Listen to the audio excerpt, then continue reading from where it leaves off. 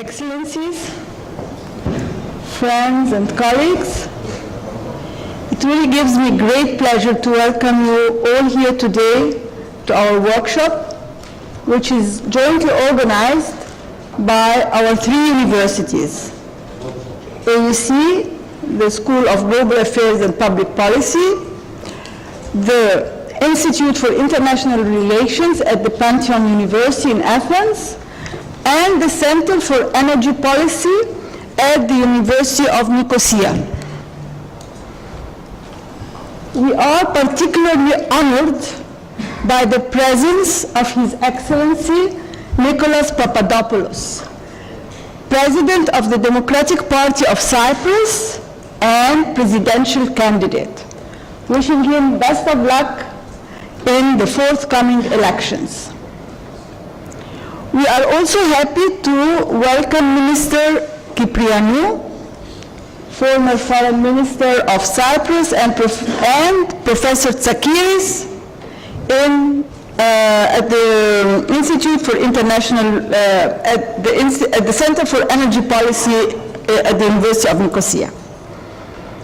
My warm welcome and thanks go also to my friends, Professor Konstantinos Philis and Professor Papasotirio from Pantheon University in Athens for being the real dynamo and motivator behind this workshop.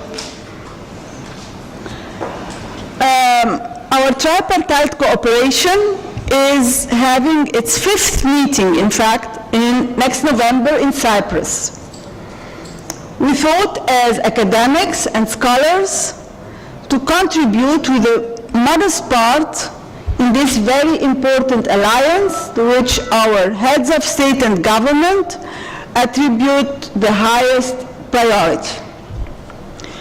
The objective of this workshop is to assist in the trilateral cooperation to come up with projects that are pragmatic, that are tangible, through encouraging joint research and collaboration between our three universities.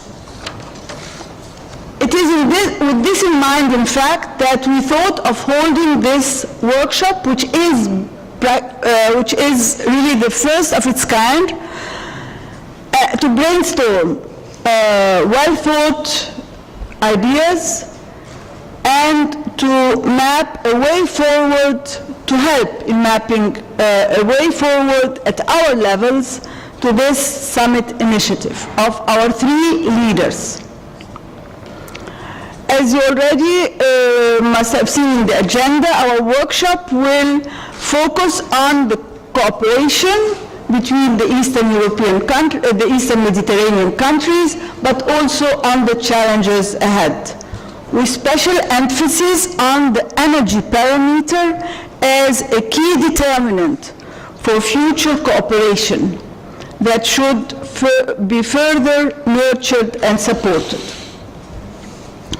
There is also much room to explore in the area of new and renewable energy, wind and solar energy, and build operative network between our countries. This is but the beginning of our work together at our level. Maybe at this first workshop, maybe we should not expect much at this point, but I am sure that with our determination and perseverance, things can transpire into more pragmatic achievements not in the very far future. With this, I may give the floor to Dean Nabil Fahmy, who is the Dean of the School of Global Affairs and Public Policy. Dean Fahmy, you have the floor. Thank you very much. Thank you, Magda. Thank you very much. First, let me add a warm word of welcome to all of you. I'm not going to go into the process of naming individuals. You're all very high level and very distinguished individuals, but since I come from a diplomatic background, I'm always worried about missing somebody and creating a problem, when actually what I'm trying to do is show how welcome you are and how interested we are in engaging you in this event. So please do accept my welcome as the dean on behalf of the school, adding to what Magda said, but also, frankly, my personal welcome. And I say this sincerely. This event in particular is of special significance to me, both professionally and personally. 2000, actually let me move back to in the early 90s, when people were talking about the new Middle East. At the Egyptian Foreign Ministry, and I was a counselor at the time, we started to discuss what happens post-peace. What should Egypt's foreign policy be post-peace? And one of the ideas that we put on the table at the time was to engage in a Mediterranean forum. It was something that the Italians were also thinking of at the time. The immediate reaction out of Cairo was very negative. Egyptians always want to only talk about our history. As long as it is, we need to talk about our future. But also because they like to talk about the traditional spheres of our influence and interests, which are Arab, African, and if you want to take it one further, it's also the Islamic sphere. But we started to think about what happens post-peace. So we put on the table a suggestion. Let's start a dialogue with Mediterranean countries, small dialogue, mostly East Mediterranean, and then move forward. 2013, 2014, which is about 10 years, actually 20 years later, I was Foreign Minister of Egypt. And I suggested during that year to start having a trilateral dialogue between Egypt, Cyprus, and Greece. Contrary to what people thought at the time, this was not an anti-Turkey proposal. The Turks may get angry about that, or they may not. That was not our objective. Relations with Turkey at the time were not very good, so it didn't bother us, frankly, if they got angry, but that wasn't the objective. The objective was to look forward, to see how we can cooperate, and to take into account some very serious issues for us that related to Egypt's national security interests. We looked at national security, and the maritime issues were of paramount importance. And you can't, frankly, talk about the Mediterranean without talking about those other neighbors on the Mediterranean. And we looked at our energy interest, literally, with the maps, the geological findings and all that. And strangely enough, everybody seemed to have large reserves of energy except us. And it didn't fit. It was on our left and on our right. So clearly, energy was going to be something which we would have to focus on more seriously, and would have to focus on more seriously with those in the vicinity in which we live. That was the genesis behind the original proposal made in Egypt to, you know what, we need to have stronger relations with Cyprus and Greece, irrespective of whether politically it bothered or it did not bother other countries. And I remember at the time, this proposal, which coincided with thinking on the other side with our neighbors, was also very well received in both Cyprus and Greece. So it's a logical topic to discuss as we try to look at what are our national security interests, what are economic interests, looking into the future, whether or not we are able to resolve the different conflicts in the Middle East in the short term. There needs to be better cooperation between these three countries to be able to, a few years later, as Magda just said, refer to the fact that we're going to have the 5th summit meeting in less than a month or so in Nicosia, is for us something that we're very proud of, to see this initial idea that's only 3 or 4 years old move into an annual or almost annual event at the highest level. In our present capacity as a scholarly institution, we found the interest among our partners, the universities here in your countries, something that we immediately wanted to seize. Because, again, having been in politics, you tend to be bound by the policies, the priorities, and the pressures of the moment. That is a very good tool to move things forward, but it also puts constraints on you occasionally in how you think through the process and what you really want to do. And that's the opportunity we have here in an academic environment. This is a distinguished mix of academics, specialists, practitioners. So we'll have an opportunity to listen to foundational issues, evidence-based analysis and proposals, but also to look at what are the policy requirements to move those issues from a good publication to something that you can sell within your own societies, or move on and sell it regionally as cooperation. As you will see from the last summit meeting that occurred between our countries, the leaders essentially set the fields of energy, maritime transport, tourism, and agriculture as areas of particular interest. Magda was correct in saying our discussions today on energy and on the security challenges are just the beginning. There are a lot of other things that we can build upon. I think you're going to have the opportunity to listen to some interesting proposals from the scholars at the three universities, and hopefully we'll be able to sort of take them a level forward after our discussions, engaging in future meetings to develop the proposals further, or frankly, and I'd encourage both, to engage our own authorities on these proposals to see how receptive they may be to the proposals or not. Again, looking at it from Egypt's perspective, and I won't use, since there's a media here, I won't say it, but let me repeat that. Looking at it from Egypt's perspective, this is a priority issue as we look into the future.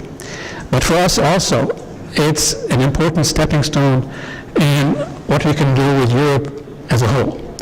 So we will try to take advantage of the constructive spirit that exists among the three countries to create concrete projects, whether they are research or concrete projects, but also then try to invest this effort in the overall cooperation with Europe. And I would frankly also encourage the non-Egyptians here to look at this as a stepping stone into cooperation with the Arab countries through the Arab League, or if you want, North Africa. I don't want to go on much further, but I want to simply close with 2 points. The tremendous demand on energy, if we're going to truly develop our countries, will create synergies that may start with the natural resource of gas and oil, but ultimately will also involve how you take that upstream to putting it into our grids or your grids, and how it's utilized most efficiently economically. But we're going to face political challenges. Anyone who thinks these kinds of projects will not raise some concerns with those who may not, frankly, feel it's in their interest, or to be completely candid, forces in the Middle East that don't want to move the region into a more progressive, more compassionate, more tolerant region, and would want to create dissension amongst us. So there will be the pros and the cons, and therefore I'm quite happy, and you'll find this a bit surprising, I'm quite happy that we're only doing a half-day session, because that will keep us focused on one or two issues this time, and the two issues are energy and security, and then we can build on that in the future. I again, having worn both hats, for me, when conferences go on for too long, they lose their focus. So I'm very, very happy to hand-in-hand work with all of you on these two topics, with the understanding that as a school at least, we'll be very receptive to ideas of how do we take it a step further in the future, whether on the same issues or on other issues. And our perspective as Egyptians and as a university is, and I say this, and it's a disadvantage for an Egyptian to say this, it's about the future, not about the past. We may remind you occasionally about our past, but the focus will be on how we can work with you in the future. Thank you very much, and again, welcome to Cairo.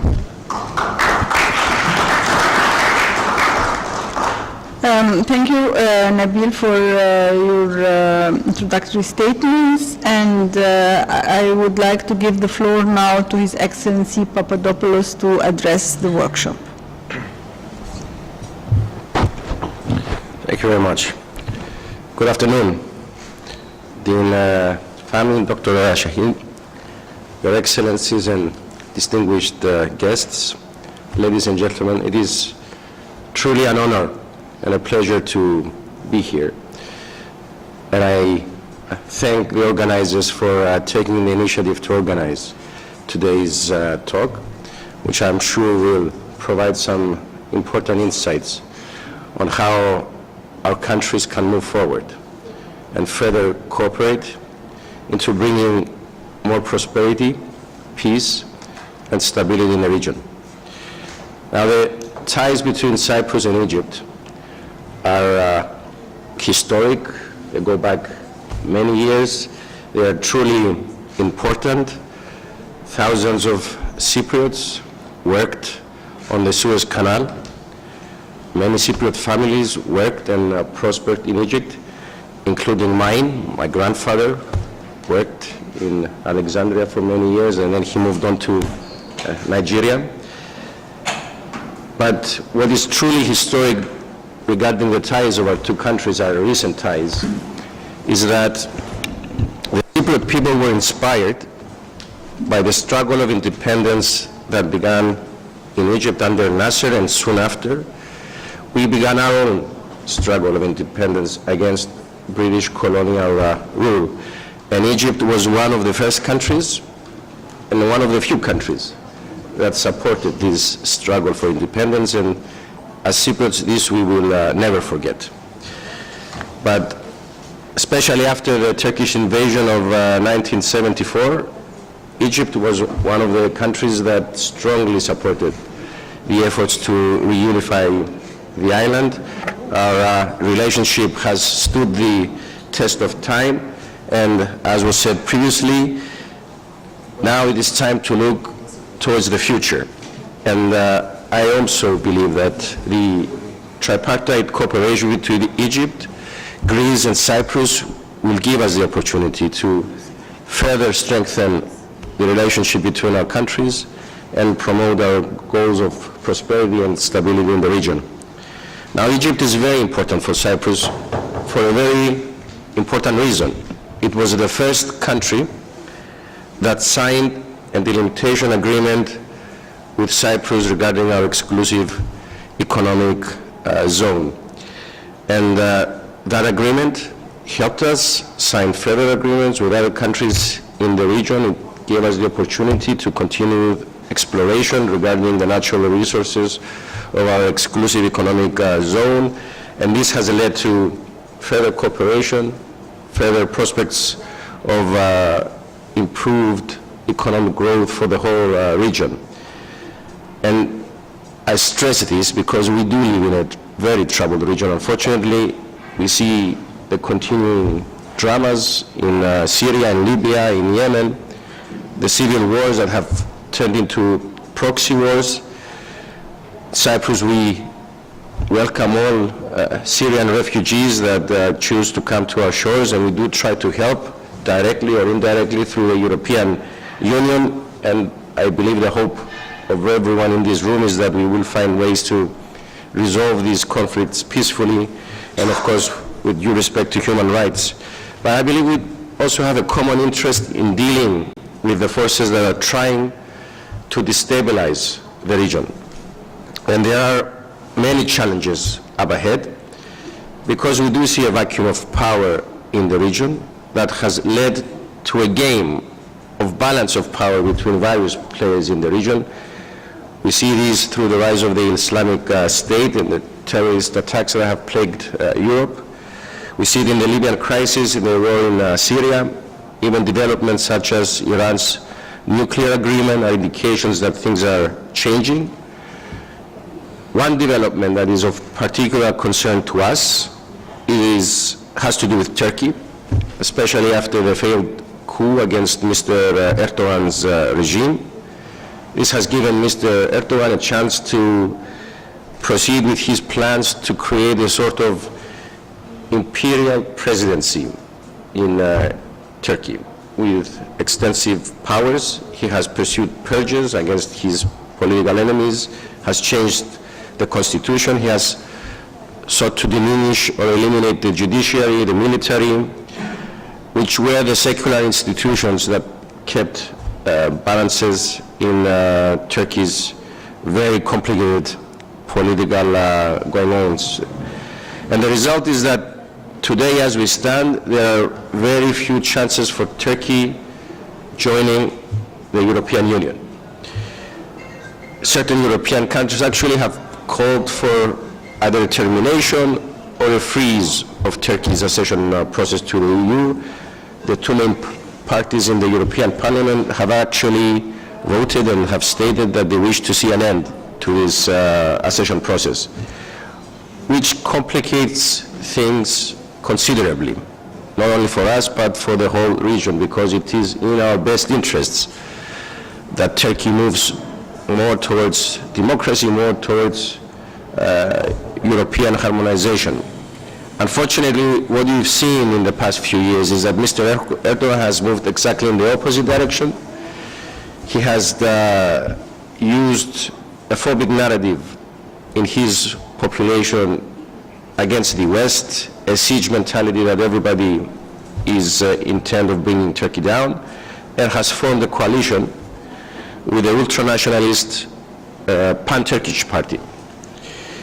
And he has mixed Turkey's foreign policy with his own Islamic world view, which has to do with pan-Turkism, in that Turkey must exert its influence everywhere and anywhere that there are Turkish minorities. And that has led him into supporting all Muslim Brotherhood parties throughout the Middle East. And we see this form of an expansionist policy taking form in Syria, in Iraq, where Turkey has troops outside of its borders for the first time since 1974. We see this policy in Greece and in the Aegean. And we see, of course, such policies in Cyprus and elsewhere, where through either occupation or through supporting minorities, he wishes to exert this influence. He calls this doctrine the borders of our hearts doctrine. Turkey must be present wherever there are Turks, minorities, and we see this in Syria, Iraq, Greece, the Aegean, and of course, Turkey has been occupying 37% of my country for 43 years now. Now, this expansionist policy is very evident in Cyprus. We've seen it in the recent talks in Switzerland, where we saw a collapse of the peace process because Turkey continues to demand guarantees, rights of intervention, and the presence of an army on Cyprus even after a solution. They want a unilateral right of intervention in a European Union member state. Permanent military presence to exert Turkey's influence and retain control of the whole island. Now, this would turn Cyprus into a Turkish protectorate, and of course this would have very negative implications for Egyptian security, for the economic prospects of the region, and for the continuation of our bilateral cooperation. Through certain measures. Turkey wishes to have veto powers in Cyprus through the Turkish Cypriots. All decisions will have to be approved by Ankara. Such a state would be very hard to run, but in essence it would make it impossible for Cyprus to support Egyptian interests, either at the regional or European Union level. All our existing agreements and arrangements, be they military, economic, or issues that affect our exclusive economic zone, are up in the air, as they would demand Ankara's approval. Needless to say, Greek Cypriots would never accept such a solution, and of course we shouldn't accept such a solution.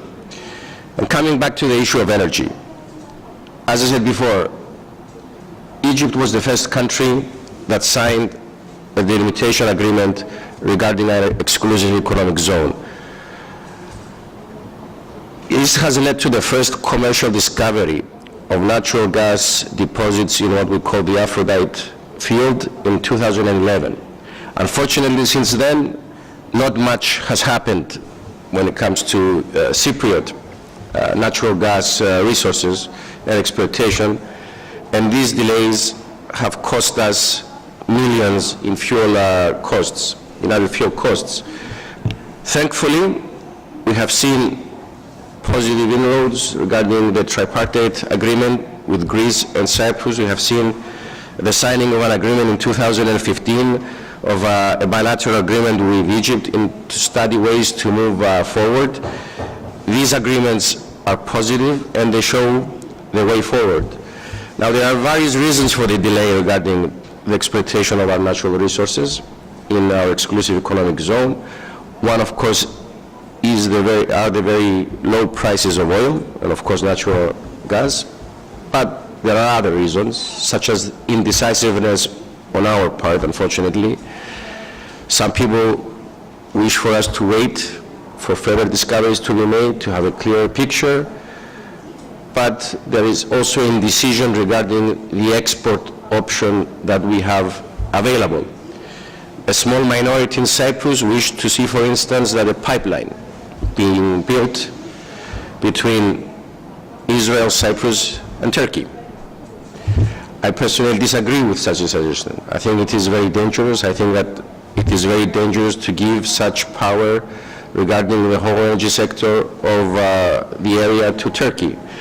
My personal view is that our only export option regarding natural gas is Egypt. And hopefully, as you may have heard, we have elections in February in Cyprus. Inshallah, we will win. My own personal view, and I've stated this publicly, is that the first order of business is to conclude a commercial agreement with Egypt regarding further cooperation and exploitation of our natural gas. We wish to use Egypt's underutilized LNG regasification plants in order to immediately proceed with export options regarding the Aphrodite plot, and hopefully in the future have further discoveries in order to further extend this agreement. Such a commercial agreement makes perfect sense however anyone looks at it. It makes perfect sense for the European Union because it leads to further stability, further security regarding energy reserves in the region. It creates a link between the Eastern Mediterranean and the European Union. This will help us significantly reduce costs regarding energy fuel in Cyprus. It will help Egypt proceed with its own plan to become a very important energy hub. It makes perfect sense to continue, and hopefully we will get new discoveries. We have had recently a new discovery in Cyprus. Unfortunately, it is not commercial, but it's right next to another plot, another field that is right next door to Zor. All indications show that most reserves are there, and this would significantly make any future prospects even more viable than they are today. But we don't have to wait for new discoveries. We can actually proceed with exploitation right now by using the facilities in Damietta, and through Damietta export the field reserves in Aphrodite. Further discoveries would make the project even more profitable, even more viable, and of course, if we also have increase in prices, in world oil prices, then such projects like the East Med pipeline become viable, and that project would definitely transform the whole region. And this shows the real potential of our cooperation. This is the way to move forward. Our cooperation is not only feasible, it is essential. It is the best way forward for Cyprus, for Egypt, for the region as a whole. So let's just do it. Let's succeed in bringing further prosperity, peace to the region. Thank you very much.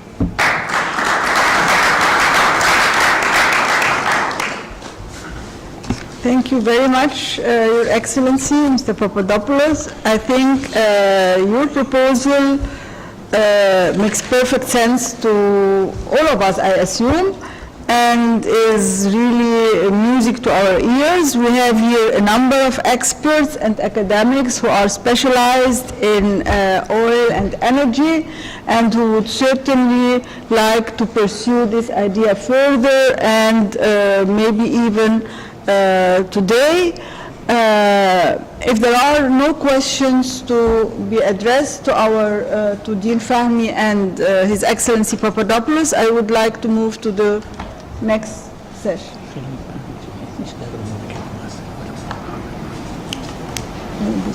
Okay, fine. So we will go to the next panel. The chair, I mean, you can remain seated as you are if you want. If you have any PowerPoints you would like to present, then you may be moving to the podium over there. However, the next panel, we have our chair, Ambassador Mohammed Anis, who is sitting over there. He can, if you want, you can come and take my place. And then we have as panelists Dr. Amr Srageddin, Dr. Ahmed El-Bambi, who is chair of the Department of Petroleum and Energy at AUC. Dr. Amr Srageddin is our professor at the same department in AUC.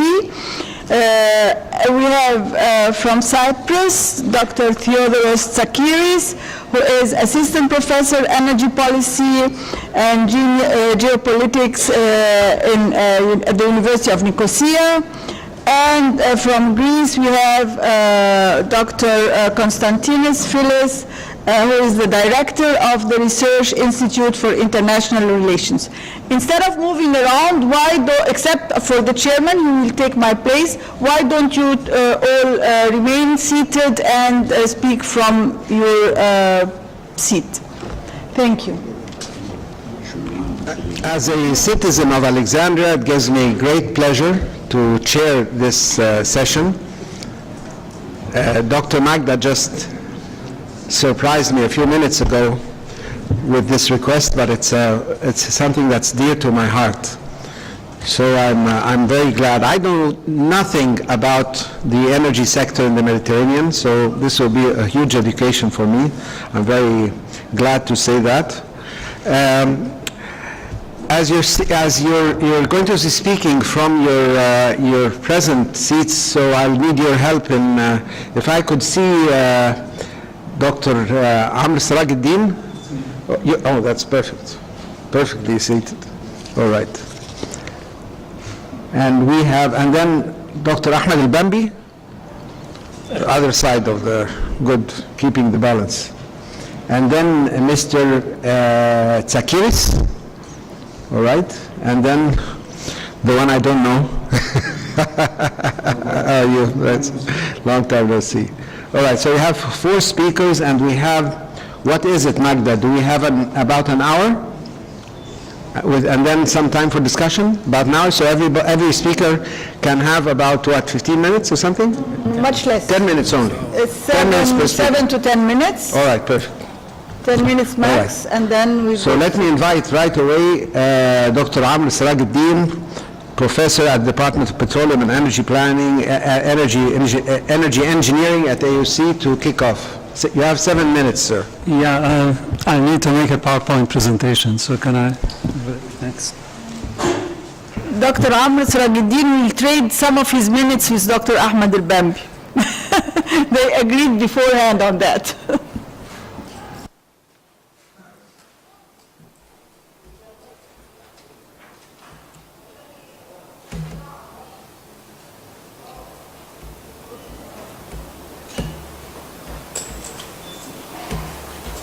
My name is Amr Sirajuddin. I'm professor of energy in the mechanical. Oh, sorry. Okay, sorry about that. My name is Amr Sirajuddin. I'm professor of energy in the mechanical engineering department at AUC. I used to be in the petroleum engineering department 2 months back, but now I'm back to mechanical engineering. It gives me great pleasure to share with you my ideas about a project which should pave the way for further collaboration in the field of energy between Egypt, Cyprus, and Greece. As we all know, modern civilization depends heavily on energy use. We can't live without it anymore. Sustainable development, therefore, requires us to have a sustainable source of energy. The only known sustainable source of energy is renewable energy. It is the energy we'll have to live with in the future. And therefore, we have to start planning for it from now. Moreover, renewable energy, even today, is getting to be quite economical in many places in the world, including Egypt, the Red Sea area. And it also displaces pollution effects like carbon emissions, which are created by burning of fossil fuels. However, there are bugs with renewable energy. It is outside our control. It's controlled by the environment. So if we need to use it effectively, the way we're using energy today, we have to resort to some form of energy storage. Energy storage, physical energy storage, can be quite expensive. However, if we connect our renewable energy source to a large electric network, we create what's called virtual storage, which eliminates the need for physical storage and does the same job.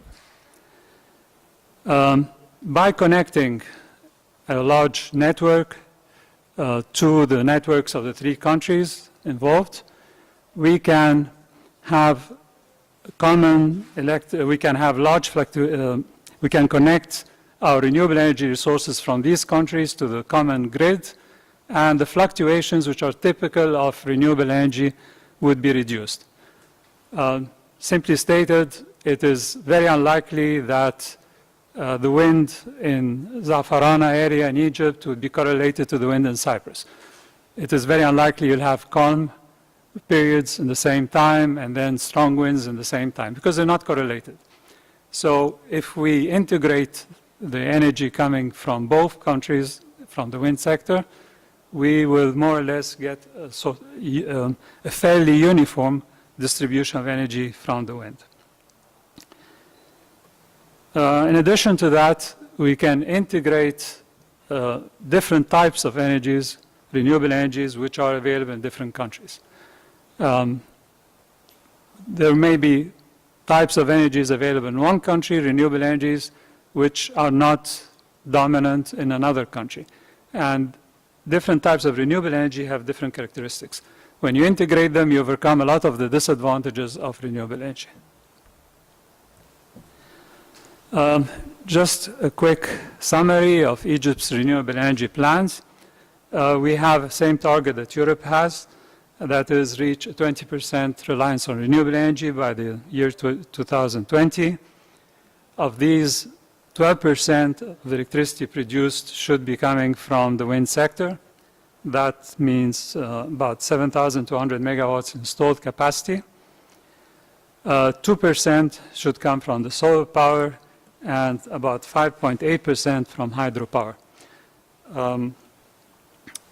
If we look at this graph here, it shows the increase of the installed capacity of wind throughout the years. Unfortunately, I don't have data after 2016.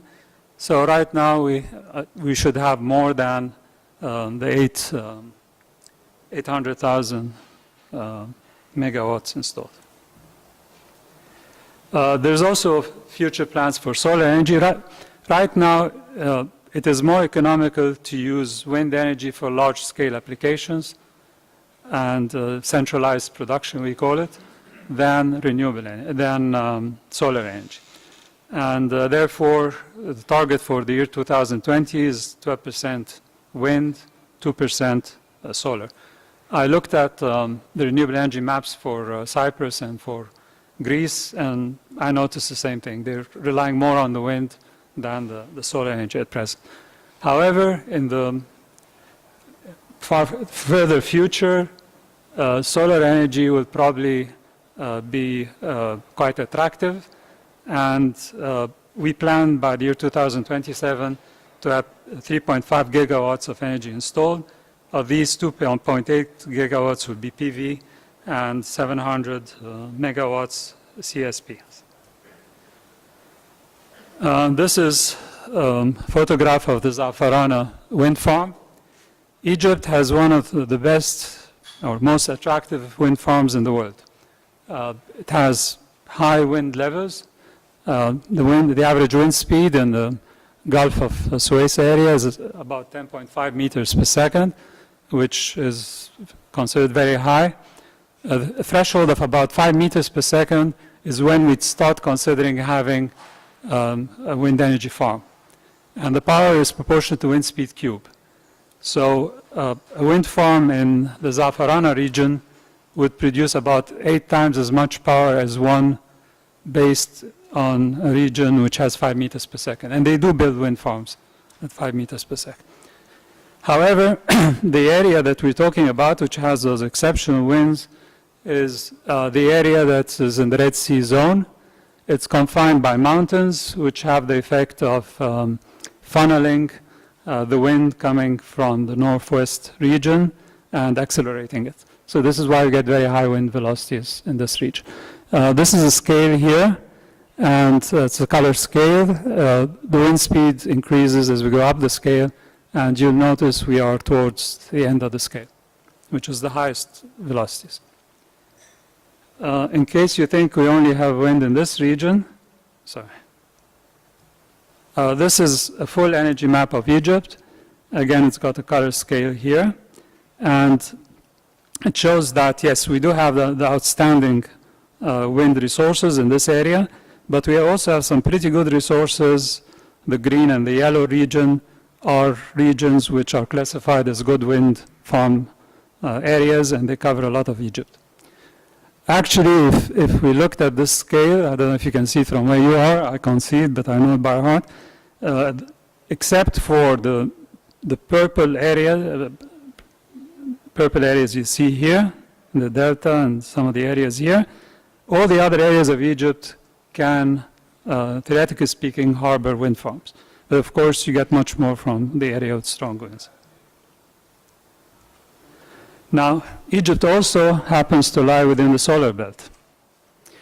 If you look at the scale here of energy, you will see that the south of Egypt in particular, the region from Aswan down to Halayb, and this has a lot, it's got one of the highest intensities of solar energy in the world.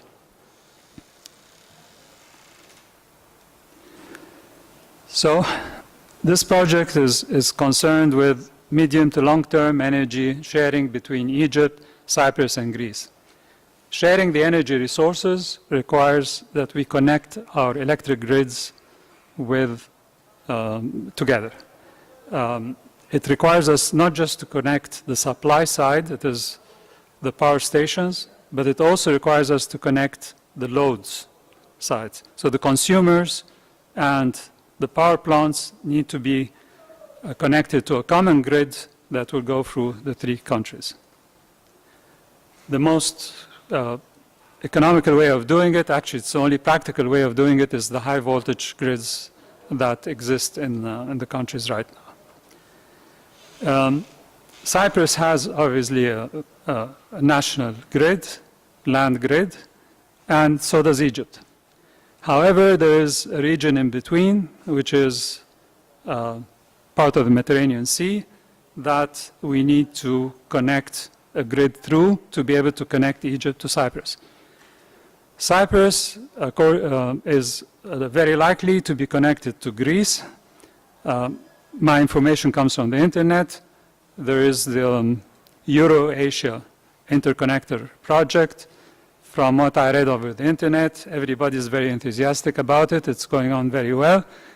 And this project will solve us the problem of connecting ourselves to Greece directly, because we can connect to Cyprus, and Cyprus will be connected to Crete, and from Crete to Greece, and therefore we'll be connected to Greece. In fact, the Greek network is connected to the European network, so we'll be connected also to Europe. This project, by the way, is supposed to start implementation in 2022, the Euro-Asia project. Okay, now to cross the sea, we need submersible DC cables, high voltage submersible DC cables. This technology is there already. There are many even longer cables than the one we require. There's a 58-kilometer one in Norway, for example. This is a cross-section of the cable. What you see here is a turntable which has all the cables placed on top of them. The whole turntable lies in a special boat, and when the turntable turns round, it lays the cables on the floor of the sea. Okay, the proposed route is to connect Port Said straight to Limassol in Cyprus. This distance is 388 kilometers, and then the Euro-Asia interconnector should be connecting Cyprus to Crete, and from Crete to Greece. By the way, the Euroconnectors, they call it electric highway, is 1,500 kilometers long, and we are only talking about a connection here of 388 kilometers. Now, there are several advantages that we can gain from such a connection. Of course, it allows sharing of diversified energy sources, whether they are renewable or otherwise. It's not just renewable energy to benefit. It allows wider use of renewable energy, particularly wind energy penetration. Maybe I need to explain that for the non-specialists. Wind energy is notorious for being very random and fluctuating. So energy coming from the wind energy, if you introduce it in an electric grid, it tends to destabilize the grid. It tends to cause fluctuations in voltage and frequency. So there's this maximum penetration limit that the grid managers will allow, beyond which they will not be able to control the grid. They will not be able to keep the grid running under the conditions they specify. By having a larger grid, we can increase the penetration limits. The other thing is we can also integrate the wind energies available from different regions.